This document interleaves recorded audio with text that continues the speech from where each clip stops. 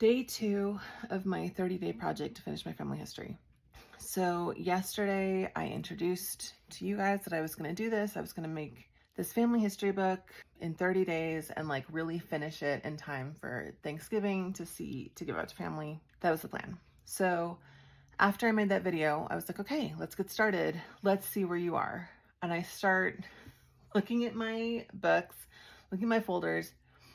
Immediately I get majorly overwhelmed, like immediately, because this is what happens is that I'm like, oh, I'll just put a book together. I sit down and then I'm looking at everything and I'm like, there's so much.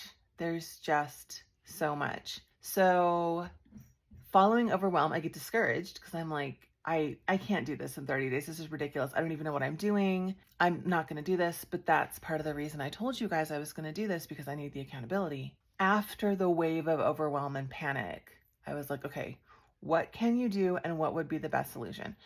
So here's what I'm talking about.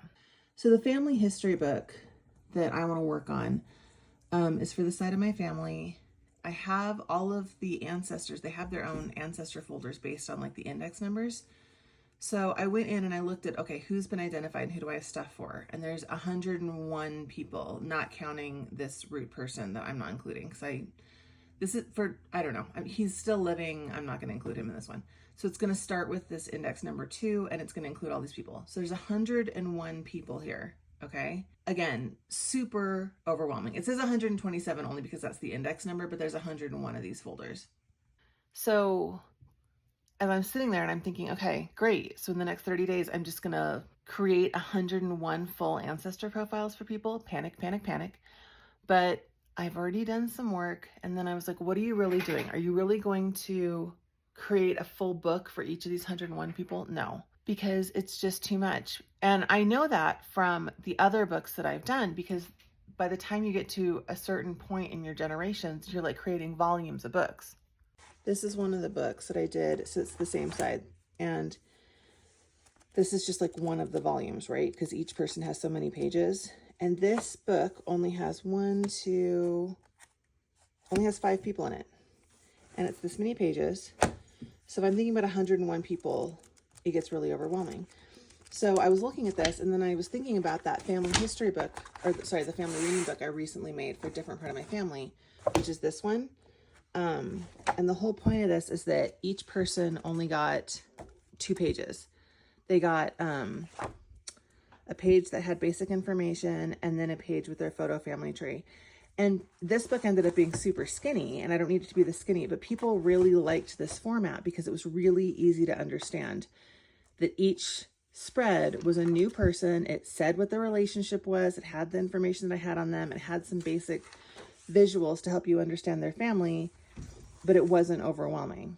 So originally I had thought I wasn't going to make a book that was that not detailed, I wasn't going to limit myself to just the 2 pages. But looking between those 2 books, I think having the full books for me is really important. And I have a lot of full finished pages for all of these people. But I think to actually communicate the family history to like lots of family members and to have something that can be passed around, I think that the simple format works better. And I have this Canva template for this mini book. My plan is I'm going to make one of those books that just has the 2-page spread for this side of the family, but then I am going to add in some extra pages for just some of the ancestors. So like ancestors who had a particularly complex or compelling story, or ancestors who saw military service. Maybe I'll have like a next, where you're looking at the ancestor profile in the family, and then you turn the page and there's a 2-page spread about their involvement in the Civil War and history of the battles they've seen. Things that people flipping casually through a family history would be immediately drawn to. And then I'll just include a QR code at the beginning so that if people want to see the full thing, then they can go to like an online folder and see the rest of the pages. But I'm not going to worry about like filling in all of the pages. I just want to fill in as much information about each of these 101 people as I can. So that calmed me down a lot, because that feels like I can definitely do that in the next 30 days. So I did a couple things yesterday. The first thing I did is I looked at, okay, so I have the index number and then the names for all of these people. So I went in and I made a copy of that mini book Canva template, which just has the cover and then like the index. And then it had just the ancestor profile and the family tree. And I copied these 2 pages and I just hit paste 100 times to make 101 2-page spreads, if that makes sense. Now, when you open them, let me zoom in. Sorry, I'm doing this left-handed. Like this just says ancestor profile and the index number just has a little hashtag. I'm going to have to go through and put in the information, and I'm also going to change this to the index number, and then I'm probably going to go ahead and change this ancestor profile language to what their relationship is. So like 4th great grandfather, because that's what I did in the other book. So I'm going to go through today and I'm going to just get this started where I change the relationship, the name, and then the index number to match, all of these people so that everybody has a page. And then I'm going to go through and I'm going to start filling in their information.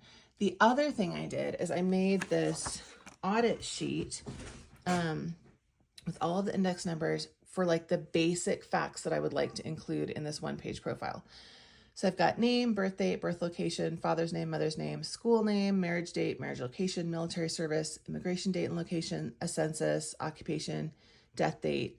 Like these are things that I would like to have for each person. And I'm going to go through as I'm filling in the information and I'm going to highlight what I have, because I feel like this audit is going to be able to give me a roadmap for, okay, that's what I've got. So what am I still looking for in the next 30 days?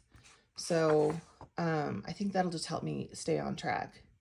And I'm going to go ahead and I'm going to include this audit page that matches the index. I'll put it in this week's newsletter as a freebie for anybody who's using the index and wants that.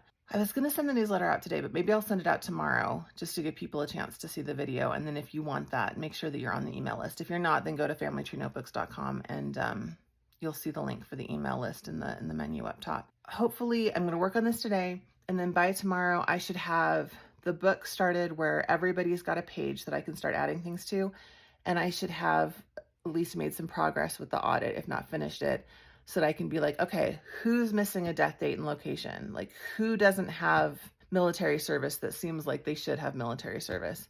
And I think that'll give me a better idea of who do I need to focus in on so that I can fill in their 1-page summary more before I share this book. But that way I don't feel like I have to find out absolutely everything about every single person in the next 30 days, because that was a little much. So we're good. We've got a plan.